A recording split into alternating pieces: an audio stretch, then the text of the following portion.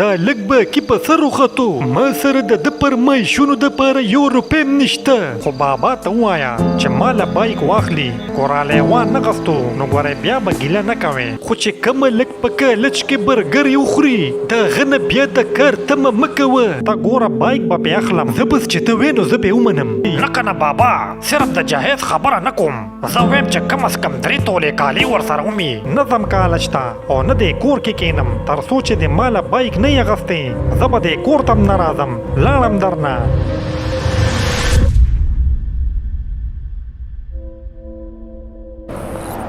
بیا چې مازدیګر شي نو د بابا زوی راشي هغه خپل ملګري له کور ته ولې چې دې پلار سره خوله ووخي او کور پرېږدي.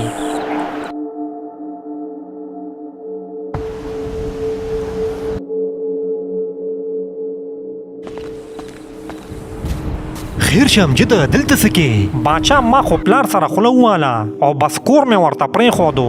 غټه لانجه مې وکړه. څه مطلب د څه لانجه او کور دې ولې پرېښودو؟ ما پلار ته د بایک ویلي و که نه نو بایک راله نه اخلي. پس زه به اوس نه کالج ته ځم او نه به کور ته ځم. اوس ماله د اوسېدو غم کوه یاره. او راځه که نه ولې نه او بس کلک شه ورته چې تر څو یې درله بایک نه یې اغوستی چې لاړ نه شي کور ته. راځه دننه. دا ملګری ولګي او امجد کور ته دننه کي.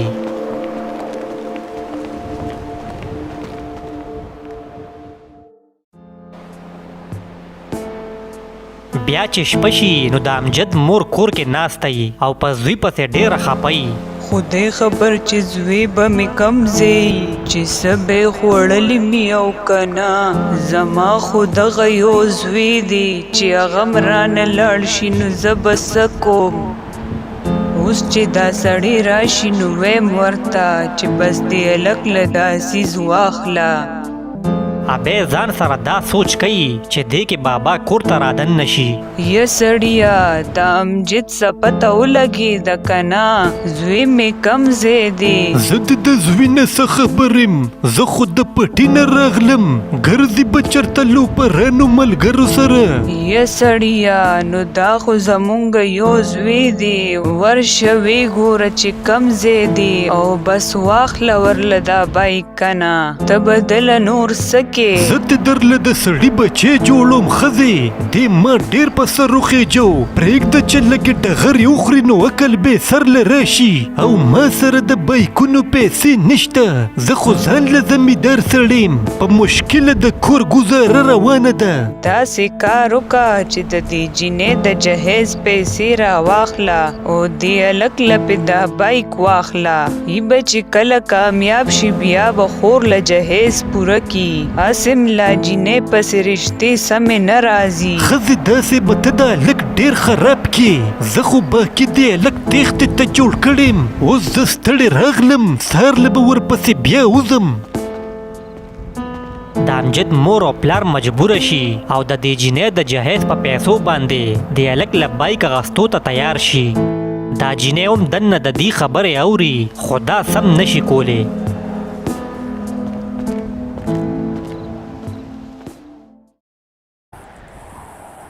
په سبا د امجد دا دواړه ملګري میلو شي نو دا یو ملګری دی بل ته وایي هلکه تا ته مې دا وی چې پرون امجد کور کې لانجه وکړه او راغی ما پسې کور ته وایي ما له ځای راکړه. وایي ما کور پرېښودو. ښه داسې وې یار نو بیا دې څه چل وکړو؟ بس یاره سړی مې کور کې کینو او ورته مې وی چې تر څو یې درله بایک نه یې اغوستی نو چې لاړ نه شي. باچا لوبه توله کېدو واله ده. یاره زه درته یو خبره وکړم چې ستا د امجد خور خوښه ده نو خو ډارک ورپسې رشته ولېږه که نه. دومره پلینینګونه ورته څه له جوړې داسې خو به ته د دې کور روان کې. باچا کو ما ورپسې رشته ولېږله نو ډارک به یې راته انکار کړي. مال یې نه راکوي چې کله د دې جینۍ د جهیز پیسې په بایک ورکړي نو بیا به ورپسې رشته لیږم.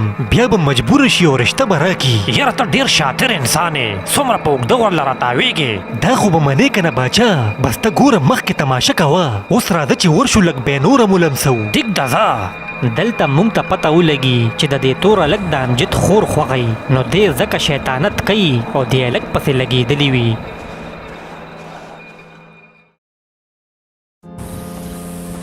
دی خوا بابا په امجد پسې ټوله ورځ وګرځي خو میلو ورته نشي نو دی بیا راشي په اول خان پسې کور ته او هغه ته ور ووخي.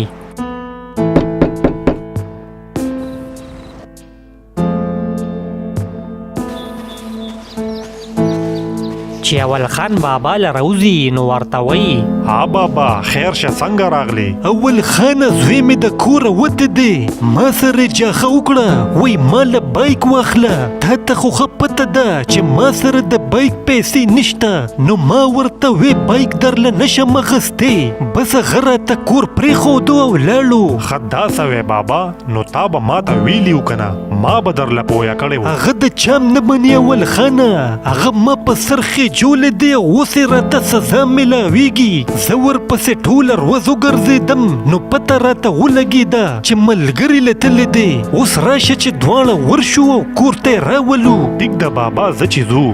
بابا ولګي او اول خان ځان سره په مخه کی.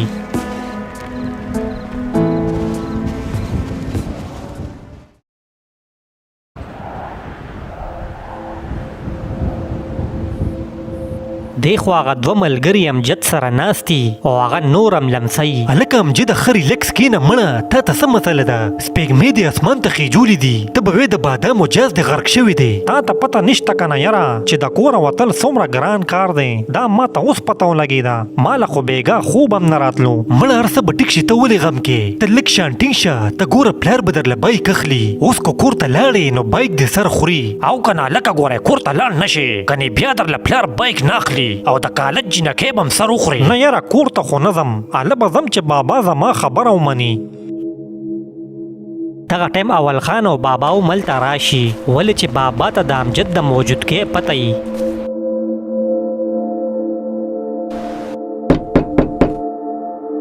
تاسو کینې زه ګورم چې څوک دي. هر وره خیر شه څه اوسه یاره مونږ ته پته لګېدلې ده چې د بابا زوی تا سره دی او هغه د کوره خپتلی دی نو ما وی چې هغه ته لږ اواز وکړي. رور هغه خو ما ته ویلي دي چې زه چا سره ملاوېدل نه غواړم زه که ورته هم ویم نو هغه راوځي نه. روره دا هلک کمکل دی او دا پلار یې ډېر کمزوری دی ته مهرباني وکړه او هغه راوباسه زه ورته خبره کوم. نه رور مې زه داسې نشم کولی هغه زما ملګری دی او د کور یې په زوره نشم ویستی تاسو مهرباني وکړئ او لاړ شئ داسې کار وکړه چې ورته وایم مور در پسې خفه ده وی کور ته لاړ شه او وی بس پلار درله بایک اخلي خو وی کور ته راځه. ټیک ده بابا زه ورته ستا د خبره کوم. بابا آخر مجبوره شي او خپل زوی له د بایک اخیستو فیصله وکړي.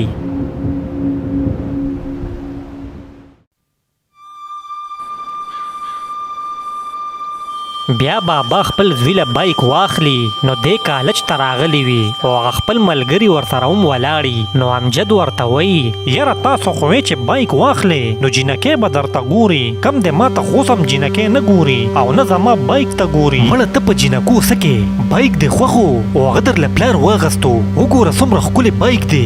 نه که نه یار بایک چې ما څه اغستو نو زما هغه کار خو پې ونه شو په داسې بایک به زه څه وکړم دې نه خو زما هغه 70 موټر سایکل ښه باچا جینکۍ خو به تا ته هله ګوري چې ته په دې بایک څه ګندګیري وکړې ورشه لږ سپیډ ورکه او پایې پې اوچتې که دا خو جاز دی ظالمه کو ته نشې کولی نو ما ته یې پرېږده. ولې نشم کولی ته ګوره که نه اوس. امجد ولګي او د ملګرو په خبرو کې راشي او دې بایک له منډه ورکي.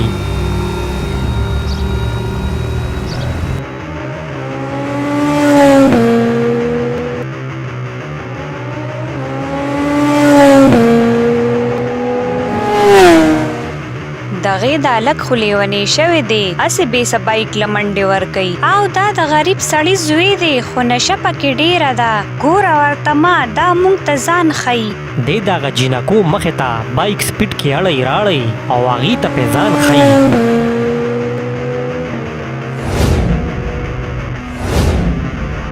هلکه دا سړی خو څه بېتولې شانته شو هسې نه ځان له مخ سر روان کي. نه مړه سم نشته پرېږده چې خپل شوق پوره کړي نور ښه تکړه دی.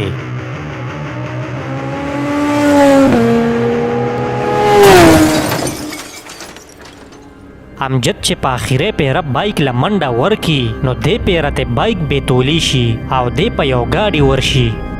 د امجد اکسیډنټ وشي او دې په هغه اکسیډنټ کې مړ شي او د کالج هغه ملګري ورته بیا ولاړې تماشې کوي. ګرانو کتونکو اوس به مخکې څه کیږي دا به ګورو بل اپیسوډ کې هغې پورې موږ سره اوسئ ډېره مننه.